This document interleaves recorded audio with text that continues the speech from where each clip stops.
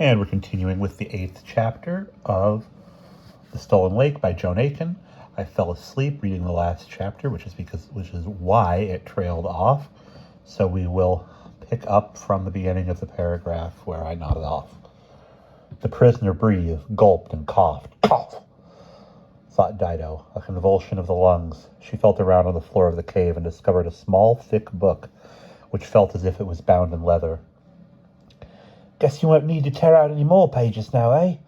Feeling stronger, are you? Think you can manage to climb out? Or shall I ask them outside to pass us a bit of bread and a hard-boiled egg? No. I am better now, thank you. I think I can climb out. That's the dandy. Wait till I help you up. Slowly, does it? Assisted by Dido, the prisoner scrambled slowly through the narrow crack.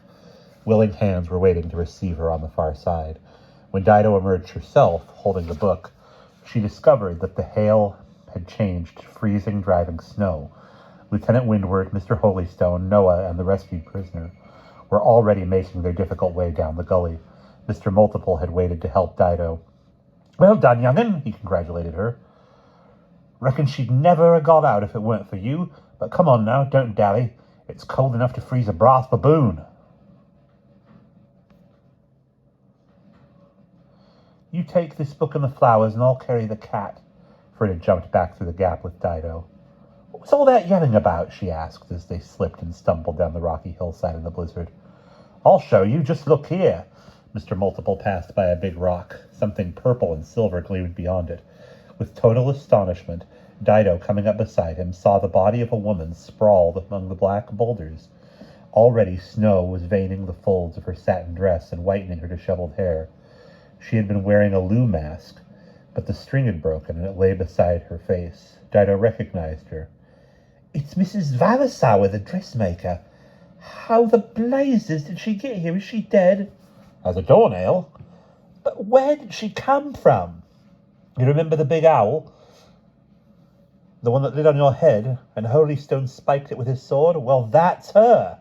I saw the owl fly to that rock, and then it toppled off, dead. And there she lies. She was the owl. Mercy save us, whispered Dido. She was really stunned by this discovery. I used to hear tell, when I was in the West Indies station, said Mr. Multiple as they went on slithering down the hill, of witches who could turn themselves into hares or foxes or birds, but I never believed it above half. There were 2 owls, shivered Dido. I wonder where the other went. She thought of the 2 women who had abducted her, of the 2 who had accompanied Lady Attarde.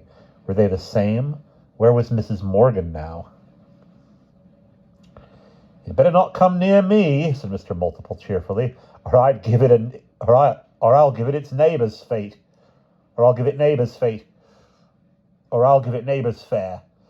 I'll settle its hash like that one. Maybe you need Mr. Holystone's sword, said Dido. By the time they reached the burrows, the rest of the party was mounted and waiting for them impatiently. There was no time for talk or congratulations. The weather had become too wild. Come on, said Mr. Windward. I reckon the Guardian stable that Dillon told us of can't be too far off. If we don't get to it soon, we'll all freeze in our tracks. The rescued prisoner had been laid in the litter, wrapped in sheepskins, and Mr. Holystone had mounted one of the baggage burros. They set off at a rapid speed. Snow slashed their faces like cutlass blades, and the donkeys slipped and staggered as the stones became coated with ice.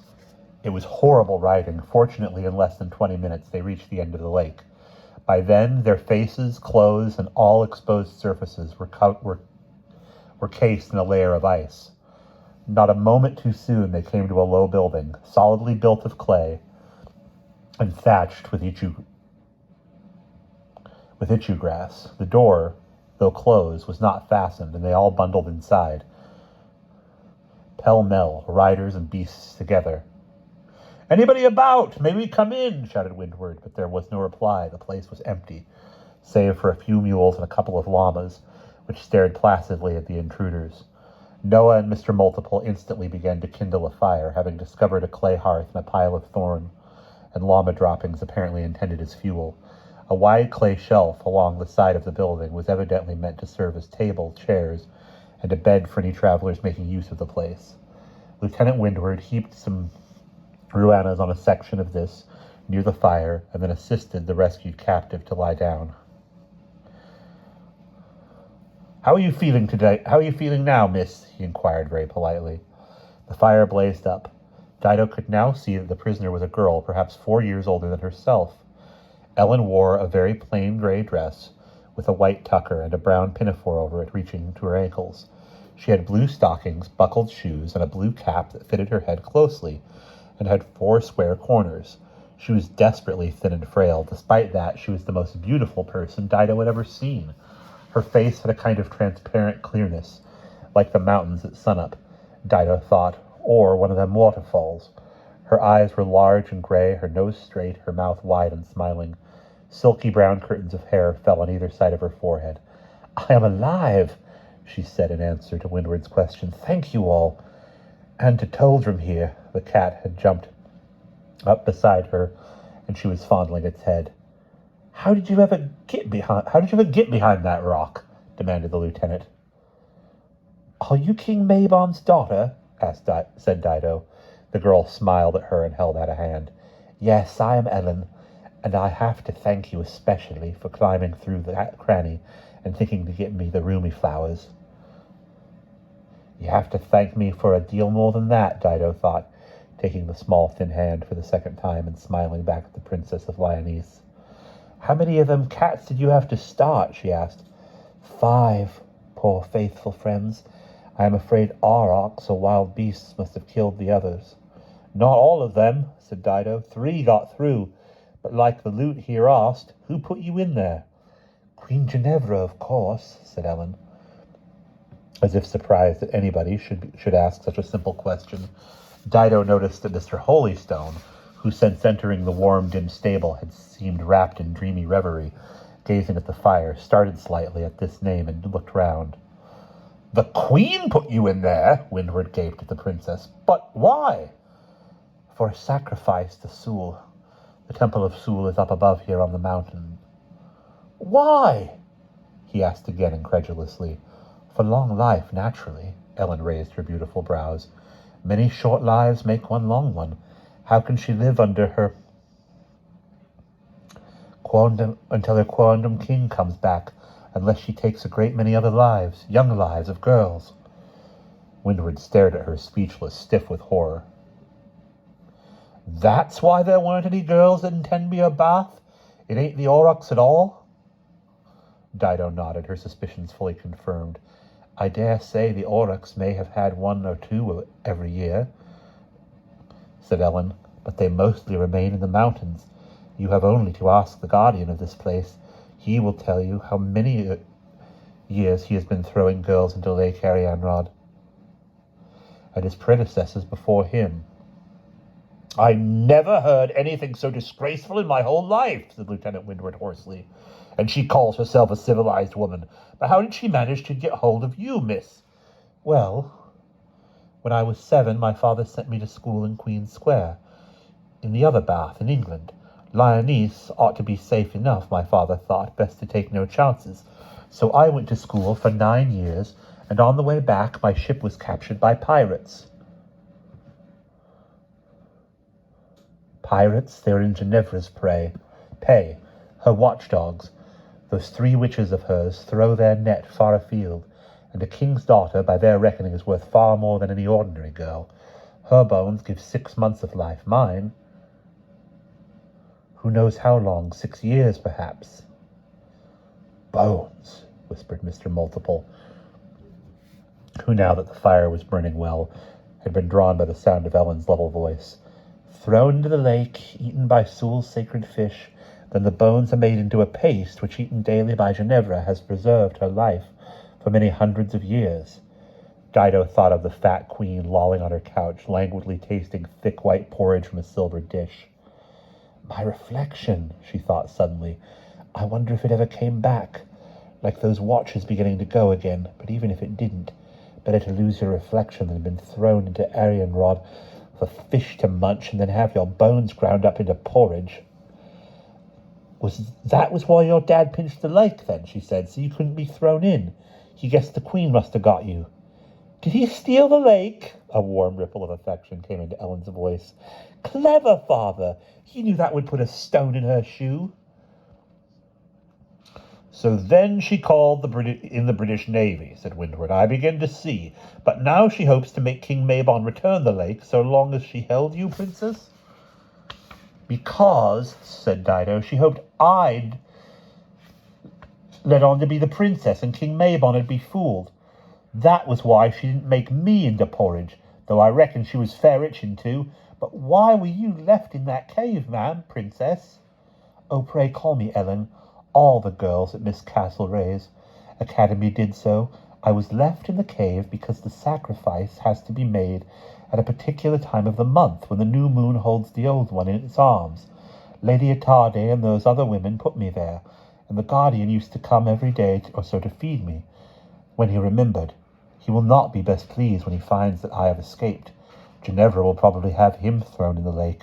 Oh no, I forgot there is no lake. She must have been growing desperate. Ellen's eyes widened. The fire had now burned up into a good blaze, and, for the first time, she had noticed Mr. Holystone, who stood gazing at the flames with a puzzled frown creasing his brow, as if he were groping in his mind for the verse of some ancient rhyme which continually escaped him. Ellen said, But why is my cousin Gwyndon with you? And why is he silent? Gwyndon, said Dio. Her eyes followed Ellen's to the silent figure by the fire. Gwyndon, repeated Ellen. I recognized him at once, though he has grown a beard, which suits him very well. It is a long time since we used to play as children. He used to carve me dolls from Sigsy Wood. He is the adopted son of my uncle, Huyanakabek. Athalpa, they called him in High Brazil, but father always called him Gwyndon. How are you, cousin? No, madam, said a new voice which made them all, Holystone included, turn hastily toward the doorway. He is not your cousin. He is of a more ancient lineage than you reckon. Framed in the entrance stood a strange figure, what seemed at first to be a walking snowball, but proved, when he had shaken himself, to be a dwarfish little man, hardly more than 3 feet high, with white hair and deep dark eyes and a long hooked nose. He threw off the snow-caked toga, which he had wrapped around himself, and stumbled forward, giving his unbidden guests some very unwelcoming looks, and stopping in front of Mr. Holystone to launch at him a stare of particular dislike, while apparently making an inventory of every detail of his appearance, from the gold-brown beard, bronzed skin, and quiet gray eyes, to the birthmark on his right forearm and the hand which still clasped the hilt of the sword Caliburn. Splitting the rock had cleared the rust from the sword blade. It now shone green and deadly, and more light than was reflected from the fire seemed to play up and down its length. I beg your pardon, are you the guardian, Caradog? Broke in Lieutenant Windward briskly, feeling that some explanation was owing to their reluctant host. Ahem. Excuse me, I have a permit here, signed by Queen Ginevra, for travel through the gate of Nimue and on to Lyonesse. Yes, I know all about that, testily answered the guardian. I was expecting you last night. My sister had informed me of your intentions. He spoke as if their journey seemed to him a tiresome fidget about a trifle, and went on, ignoring Windward and addressing Holystone. But why trouble King Mabon about the lake, my lord, since you are already returned to us? What need to visit Lyonesse? Will you not rather return to your capital, Bath Regis? Gwyndon's capital? Exclaimed Ellen. Gracious me, whom do you take him for? Why, who should he be but the Pendragon? He is Mercutius Arterus, true son of Uther. Let me be the first to salute you, lord.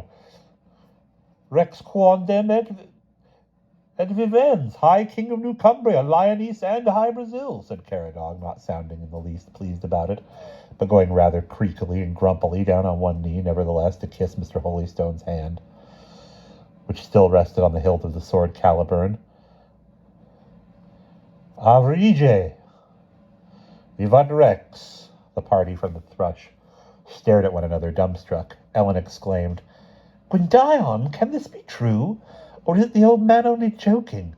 Can you really be the Pendragon? Holystone looked down at the sword in his hand. He said slowly, Yes, it is true. I am beginning to remember it all. The battle by the winter sea, and how the Queen's boat came in across the lake and carried me away and cast me into a sleep. In the Isle of Avalon, confirmed Caradog. He added rather sourly, Your lady wife will be very happy to have you restored to her. She has waited and sorrowed for you these many hundreds of years. Wife! Exclaimed Dido in horror. Do you mean that Mr. Holystone is married to that murdering old hag of a queen in Bath who's been killing off girls right, left, and rats ramble just so she could stay alive longer than ordinary folk? Finis coronet opus, said Caradog. What's that mean, Mr. Guardian? It means the ends justify the means. No, it certainly don't. What do you think, Mr. Holy? King What's-Your-Name? If you really are him, do you think it's right for that fat queen to stay alive by having poor girls chucked into the lake? Why, she was fixing to chuck Ellen here if we hadn't turned up. Mr. Holystone appeared deeply troubled. Frowning perplexedly at Dido, he said, Who are you, child? Why do I seem to know you? And what can you know of these high matters?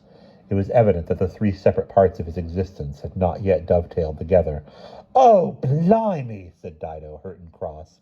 She felt extremely upset, but tried not to show it. She couldn't help adding, however, When I think of all the times I fed Dora and taught you the Battersea basket, and how you used to put cockroach lotion on my toes. At the same instant, Ellen exclaimed in a tone of horror, as though the reality had been gradually dawning on her. You mean my cousin Gwydion is married to that wicked woman, to Queen Ginevra? Was, in a former life, corrected Caradog fussily. And as, although he has been reborn, she has remained alive. Of course, the marriage is still valid. Any court of law would uphold it, not to mention the ties of honor and obligation, since she has faithfully waited for him so many hundreds of years. I don't see how honor could tie him to someone who's been eating people's bones all that time. Really, Miss Twite, I feel this is none of our business, exclaimed Lieutenant Windward. Our business is to fetch the lake back and have Captain Hughes let out of the pokey, pointed out Mr. Multiple matter-of-factly.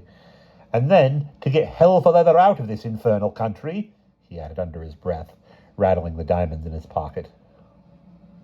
If you are committed to reclaim the lake for Queen Ginevra, of course you must do so, Caradog said suavely. The storm will abate very soon. You may set out at daybreak. Dido thought she noticed a calculating gleam in his eye. There's one as'll bear watching, she thought, cunning as an old weasel, my name ain't Twite. Had poor Eden shut in a cave, was going to chuck her in the lake. But we don't hear anything about that now. Oh, no, butter wouldn't melt on his whiskers. If Mr. Holy is King Arthur come back, what's it matter to old Nibs there whether the lake is put back or not? And who does he remind me of? Who else has a long neb like that? Her reflections were interrupted at this point by a tremendous fanfare of bocinas and bamboo trumpets outside the door, together with shouts of, Guardian there! Ho, Guardian, open up! Who is it? Demanded Caradog suspiciously. Sextus Lucius Trevelyan, Officer in Command, 2nd Division, Wandersboro Frontier Patrol. You know my voice, you old spider. Come on, open up. We've heard a tale that you have the Princess Ellen with you. And who in the name of Noddins told you that? Muttered old Caradog, hobbling to unbar the door, which he had bolted behind him. And that's the end of Chapter 8.